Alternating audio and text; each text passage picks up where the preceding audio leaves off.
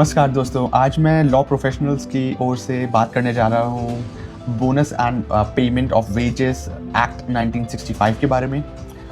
अगर आप न्यू दिल्ली या एनसीआर रीजन में कोई बिज़नेस चला रहे हैं, चाहे स्मॉल या फिर मीडियम स्केल एंटरप्राइज, ये एक्ट के बारे में जानना आपके लिए बहुत ज़रूरी है। इस वीडियो में हम बहुत ही सरल भाषा में कवर करने जा रहे हैं सारी चीज़ें जो कि आपको बोनस एंड वेजेस एक्ट के बारे में पता होना चाहिए एज एन एम्प्लॉयर। बोनस किस एम्प्लॉय को देना चाहिए और क्या टाइमलाइंस रहती हैं और कितना परसेंटेज, क्या कैलकुलेशंस रहता है सैलरी में, और क्या क्या आप रिस्क फेस कर सकते हैं अगर आप इस एक्ट में नॉन कंप्लाइंट हैं। तो चलिए शुरू करते हैं। सरकार का कहना है कि अगर एम्प्लॉयर कोई कंपनी प्रॉफिट कमा रही है उसमें एम्प्लॉय की भी साझेदारी होनी चाहिए। उसका सीधा साधा मतलब है कि एम्प्लॉय मोटिवेटेड रहे और एम्प्लॉयर और एम्प्लॉय के बीच में फेयर शेयरिंग हो। अक्सर हमें ये क्वेश्चन सुनने को मिलता है कि क्या ये एक्ट हमारे इस्टेब्लिशमेंट पर लागू होता है। जवाब काफ़ी सिंपल है।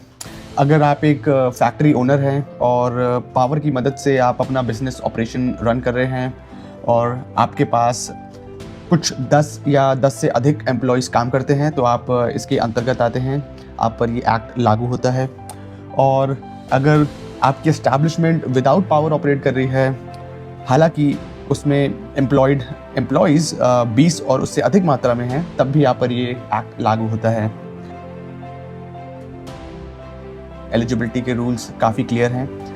एम्प्लॉय एलिजिबल तब ही होगा जब उसकी सैलरी 21,000 से कम है और उसने तकरीबन एक फाइनेंशियल ईयर में 30 कैलेंडर डेज़ तक काम किया है। वो इस एक्ट के अंदर एलिजिबल माने जाएंगे।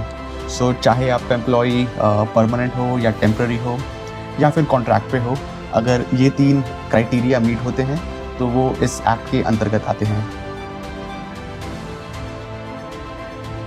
बोनस कैलकुलेशन के लिए सैलरी का बाइफरकेशन कुछ इस तरीके से है कि आप बेसिक और डियरनेस अलाउंस यानी कि डीए को ही मेजर कर सकते हैं इस बोनस कैलकुलेशन करने में।